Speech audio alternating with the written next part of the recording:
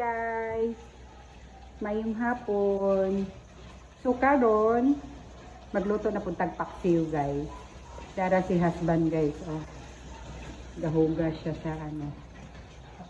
Husband. Basa lagi imong likod daw. What happened? Ipawisan ka. So yan guys.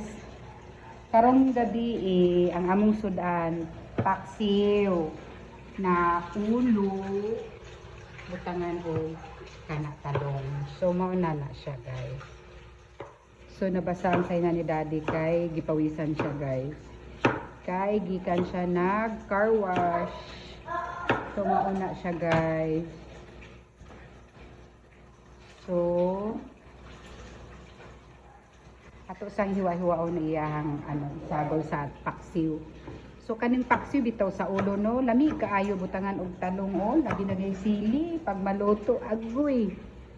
Perting lami butang agluy sili, bombay, ahos.